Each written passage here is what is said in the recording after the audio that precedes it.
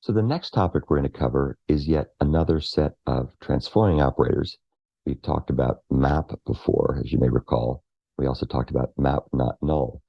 Now we're going to talk about one of the most interesting operators in all of Project Reactor and RxJava for that matter. And it's called flatMap.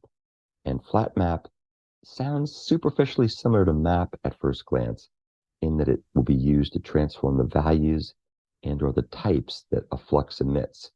And so we're going to take a look and see how this can be used. We're also going to start describing something that's commonly known as the flatMap concurrency idiom.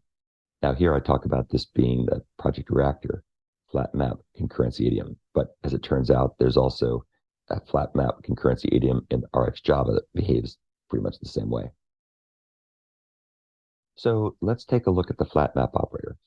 Its purpose is to transform the elements that are emitted by a flux, but it most commonly emits them asynchronously, whereas, as we'll see later, the map operator tends to emit things synchronously. So that's the main way in which the two things differ. The elements that are emitted into what are known as inner publishers.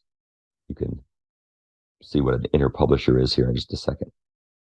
And what that means is that each input element of type T is mapped to a publisher of type R. Now, type T and type R could in fact be the same type, but they don't have to be the same type. The publisher that is the inner publisher will then emit one or more items. And as you can see here, the way these things are emitted can be permitted to overleave or to interleave or overlap.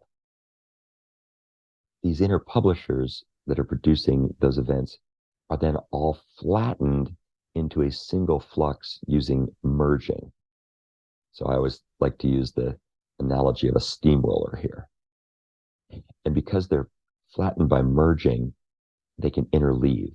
And this is something that will be particularly obvious when you run this with the flatMap concurrency idiom, which we're going to talk about here in just a minute. And so if you have different publishers that are publishing events, they aren't necessarily going to be put and merged together in the order in which they're generated. Something else that's interesting about flatMap is the number of output elements can differ from the number of input elements. And that's very different from map. With map, there's always a one-to-one correspondence between input and output.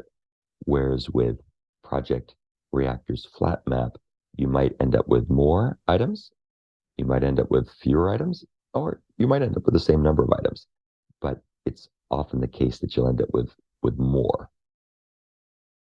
Another thing to remember, this is also like map, is that flatMap can transform the values or types of the elements it processes. So it can switch from integers to strings, or from strings to employee records, or if you have integers, you could change their values. So you can make modifications in multiple dimensions. Now, this method is very, very common in Project Reactor. And one of the ways it's most commonly used is to trigger concurrent processing. And we'll talk more about this in a minute. So here's a simple example that illustrates this. So we're going to have a stream of big fractions, and we're going to run these big fractions on a particular scheduler. And we're then going to use flatMap to take each of the elements, each of these big fractions, and we're going to go ahead and concurrently multiply these in a thread from a pool of threads, because we're going to use a parallel scheduler or some other kind of scheduler. And we'll take a look at an example later that illustrates how this works when we talk about case study EX3. Now, RxJava has a flatMap operator that works in precisely the same way, so has the same semantics that Project Reactor's flatMap does. And they also have a similar method in Java Streams. So Java Streams also has flatMap, which works in a similar way. You typically use it to flatten lists or flatten streams or so on, as we show here. But the thing to remember with Java Streams is that its flatMap operations are somewhat limited because they don't work with parallel streams in a normal way. They're a little bit wonky in some cases because you can't do inner stream parallelism with parallel streams and flatMap in Java streams. So Project Reactors methods, our operators, are more powerful and more consistent than the ones in streams. flatMap doesn't guarantee the order of the items in the resulting stream. If you really want the order to matter, if you care about the order, then you should use concatmap instead. So now that we've talked a little bit about how the flatMap mechanism works, let's talk about the flatMap concurrency idiom that both RxJava and Project Reactor share. So typically we use flatMap when each item that a stream emits needs to apply its own threading operator, most commonly using a common pool of threads, by the way. So let's take a look at an example of this concurrency idiom here. And you can read more about the concurrency idiom in the link at the bottom of the slides. So what we're going to do here is we're going to create a big fraction stream, Flux big fraction stream, from a list of big fractions. And then we're going to use the flatMap concurrency idiom.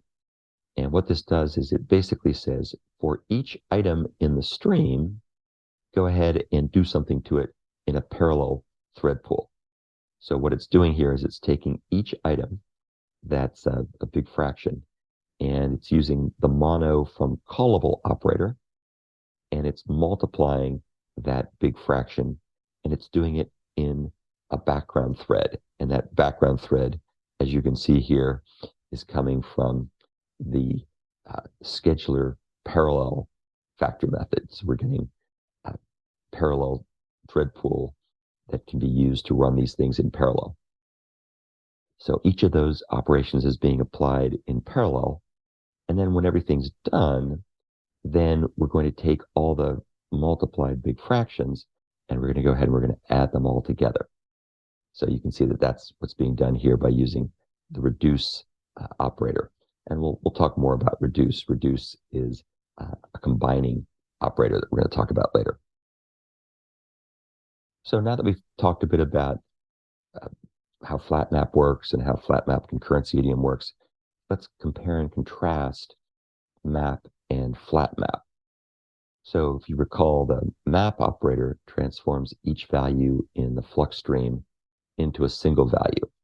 And it's intended for synchronous processing where you don't do any blocking and you want to have one-to-one transformations. Every item that comes in will be transformed in some way or another, either through its value being changed and or its type being changed. But you'll always end up with the same number of values coming out as came in, unless an exception occurs, but we'll ignore that for the time being. In contrast, the flatMap operator transforms each value in a Flux stream into an arbitrary number, 0 or more values.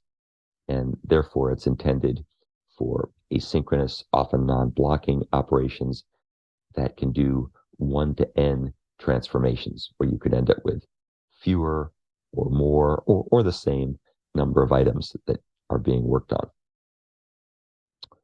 So that's the end of the discussion of key transforming operators in the Flux class. As you can see, there's some really powerful stuff you get with flatMap, and that is a very, very useful operation, both for fluxes as well as for monos, and for that matter, for parallel fluxes as well.